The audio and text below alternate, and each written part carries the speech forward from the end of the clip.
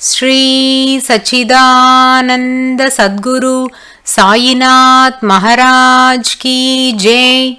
Sri Sai SATCHARITRA, an Insight, Episode 178.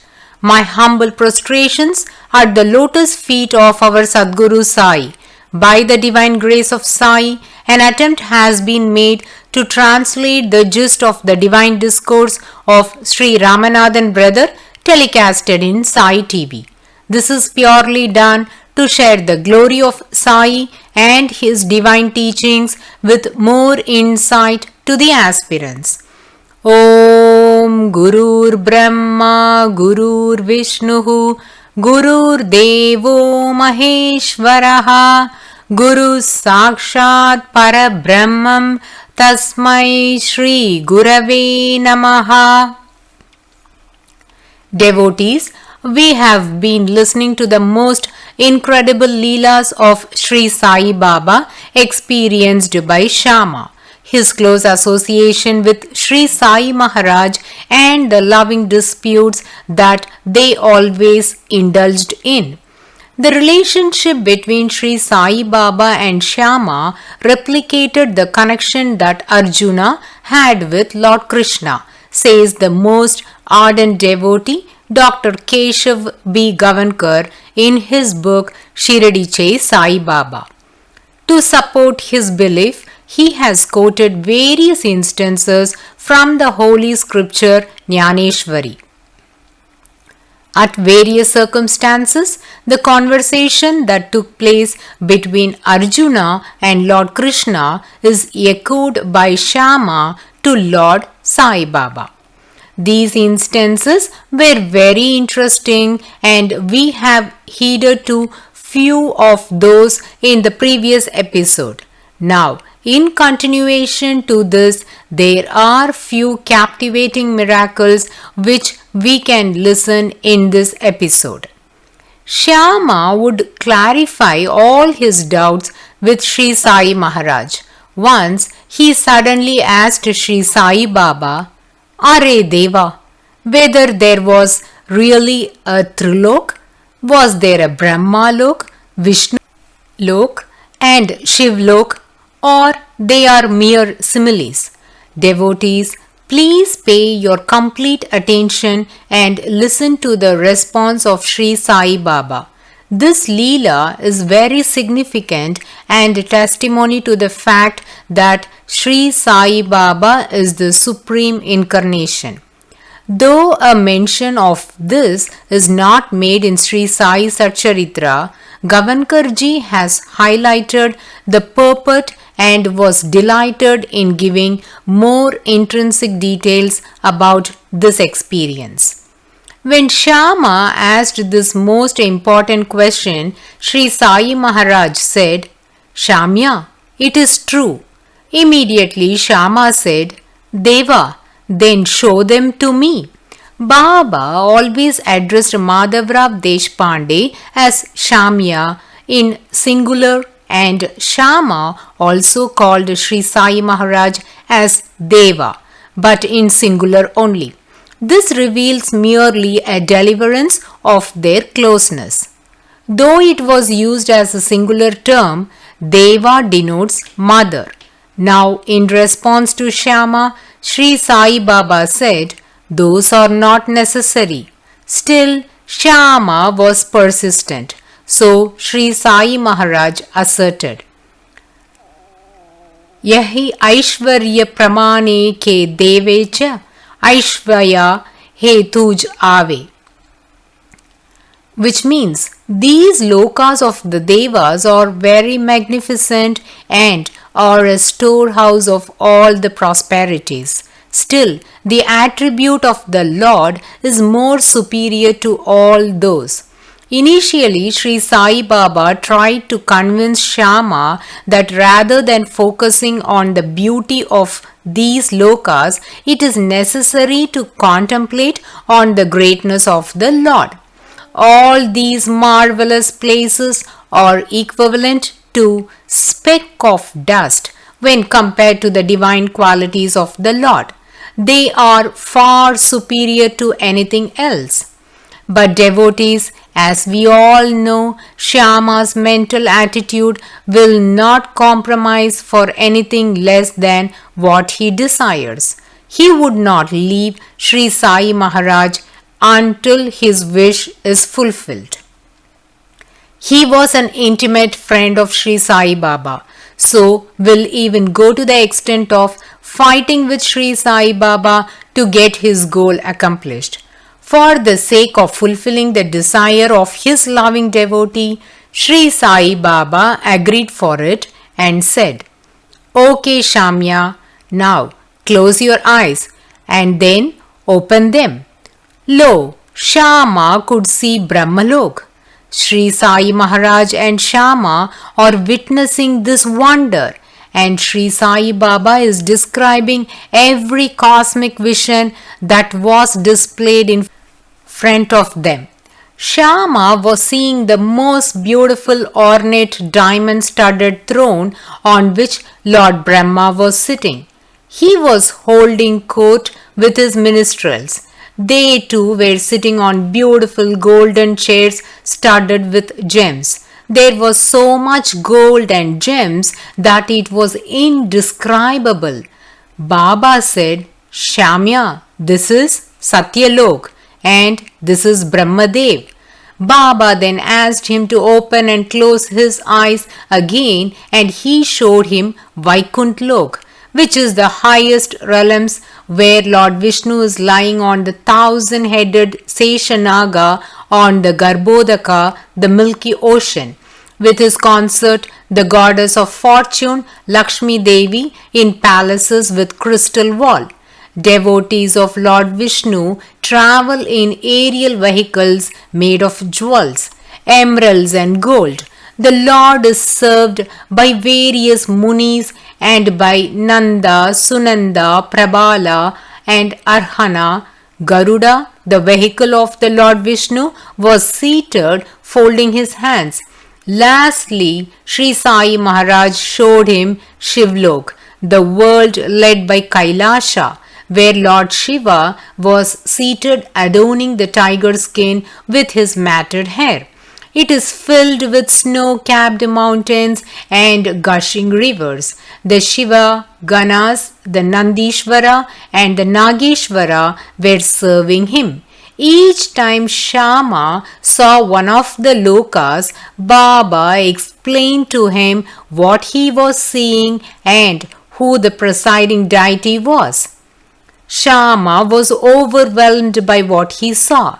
He was slightly frightened and at the same time joyful to see the abundance of wealth and opulence. His senses were satiated.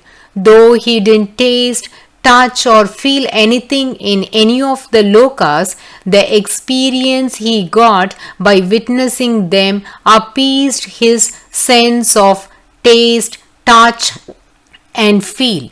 His mind attained eternal peace and his heart was filled with divine joy. Again, Baba said, "Shama, open your eyes." Now Shama could see himself and Sri Sai Baba in the masjid. Again Sri Sai Baba emphasized, "Shamya, all this is not for us. Our goal is quite unusual." Shama could see all this because Baba gave him Divya Drishti, that is the cosmic vision. Now Sri Sai Maharaj professed, "Shamya, you have seen whatever you have desired for, but we need to transcend all these. We need to get to the supreme abode of the Lord, and that is our final goal." Some of us might wonder what is beyond these three lokas and where is that supreme abode of the Lord. Let us now compare this to the conversation that took place between Lord Krishna and Arjuna. Once, when Lord Krishna and Arjuna were riding on the horseback, Lord Krishna gave the cosmic vision to Arjuna and made him witness the Satyalok, Vaikunt Lok and Shivlok, and finally asserted the most highest lok of all these is the supreme abode of the Lord. Just similar to the dialogue voiced out by Sri Sai Maharaj to Shyama. Every divine sport of Sri Sai Baba stresses the thought that he is none other than Lord Krishna, and Shyama must be possessing all the qualities of Arjuna. Thus, Dr. Keshav B. Gavankar is of the firm conviction that Sri Sainath Maharaj is none other than Lord Krishna. The above statement of Sri Sai Baba and Lord Krishna highlights that because of good karma, after death, one may reach the heaven or the Svargaloka, where the grandeur of the entire cosmos is present, but after enjoying the fruit of their good karma, they need to be born on earth as mortals. So, the Lord here states that one should not even have any desire for liberation, as that might also be an impediment for one's spiritual progress. One should do their spiritual practice without any desire or expectation. Our practice should not be based on results. This is considered as the supreme state of mind. This is beautifully illustrated by Kabir Das in his Dohe. पाप पुण्य की शंका नहीं, स्वर्ग नरक नहीं जाहि, कहत कबीर सुना रे संतो, जहां का तहां समाहे. Meaning, I don't care if I perform sins or righteous acts. I don't mind about heaven or hell. But the stillness of my mind and the wisdom of my soul will transcend all these, says Kabir Das. The purport of this dohe is that I am not doing my spiritual practices with the intention to get the fruit of it, that is liberation.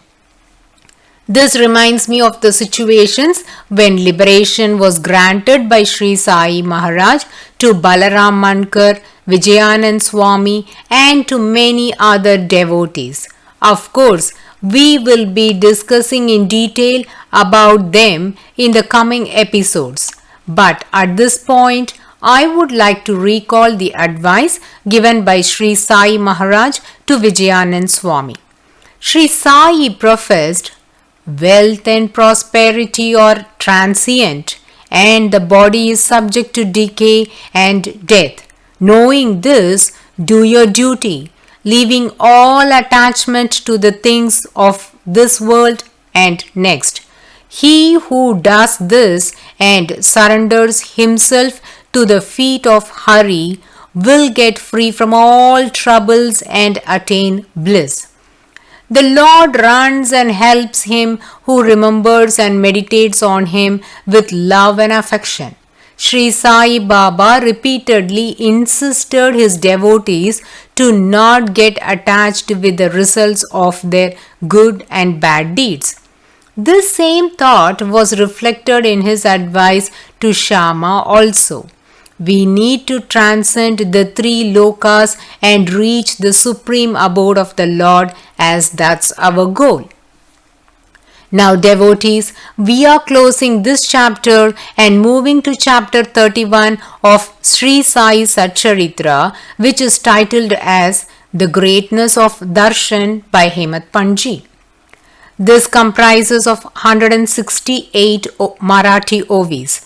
There is an opinion that this chapter could have been titled as Liberation in the Presence of Sri Sai Baba. This is a unique and significant chapter as the Leelas narrated in it reflects the crux of Srimad Bhagavatam. This text is a repository of knowledge and helps the aspirant to dispel the darkness and lead towards the light. It clearly states the purpose of life. A similar guidance is provided by Sri Sai Baba to his devotees in this chapter. Bhagavatam states that the condition of one's consciousness at the moment of death is considered very important in determining the state of the next life. The same thought is reflected by Lord Krishna in Bhagavad Gita also. Surprisingly, this chapter in Sri Sai SATCHARITRA echoes the same thoughts. The slokas in Bhagavatam and the statements of Sri Sai Baba are reverberating the same philosophies. This underscores the vast and deeper insight possessed by Sri Sai Maharaj on various topics. In the 6th OV of this chapter, Hemat Panji says, a person is reborn according to his thoughts at the time of death. Insects, on account of fear, become bees, while King Jadabharat was born as a deer on account of the deer that he had reared and about whose welfare he remained concerned in his last moments. Devotees, it is necessary to ponder deeply on these thoughts. Lord Krishna says, the one who thinks of me at the last moment will certainly reach me. Similarly, a person is reborn in the form which he is contemplating at the time of death. These two slokas are given in chapter 8 of Bhagavad Gita under the title Ata Astamaudhyayaha. We will be discussing about it now. But before getting into that, I would like to make a small clarification that the 6th OV of Sri Sai SATCHARITRA says that King Jadabharat was born as a deer, but it is actually the deer that took human birth and became the King Jadabharat. This is a small change that devotees need to remember while reading this OV. The story of King Jadabharat is given in detail in Srimad Bhagavatam. This 11th volume of this holy scripture is known as Ekadasa Skandam, and the same is expounded in detail by Saint Eknath, as is popularly known as Eknath Bhagavat. Here he makes a mention about Rishabha family. He talks about Rishabha Deva, who is a successor of the king Priyamvardhan. Rishabha Deva had 100 children. Among them, the eldest son was Bharata. Hence, the land got the name Bharatavarsha or Bharatam. Rishabha Deva is a great jnani and a master of yoga. So, his son also was a great yoga practitioner and possessed all the best qualities. It is believed that wealth is the greatest impediment to spiritual progress, but in the case of Rishabha Deva and his family, they all possessed great wisdom and attained mastery of scriptures. They were most skilled in performing sacrifices and were pure in performing their actions. This reminds us of the wonderful qualities possessed by King Janaka. King Janaka was a true seeker and an enlightened one. The kingdom he ruled was known as Videha kingdom, and the rulers of Videha are known as Janakas, whereas his original name was Siradwaja. Goddess Sita was raised by King Janaka from the Videha kingdom. Hence, she also got the name Vaidehi. Videha means the one who lives without body consciousness. King Janaka was one such, hence the land he ruled came to be known as Videha kingdom. Similar attributes were possessed by Bharata, the son of Rishabha Deva. He was spiritually elevated soul and could have attained liberation in that birth itself. Saint Eknath says an incident occurred in his life which became an impediment to his mukti. though that impediment was owing to his compassion that lead to attachment, it finally became a hurdle for his soul's liberation. How did that happen? Why did he get the form of a deer in his following birth? How were the devotees that left their body in the presence of Sri Sai Maharaj attained liberation? These fascinating stories can be heeded in the coming episode. Bow to Sri Sai, peace be to all. Om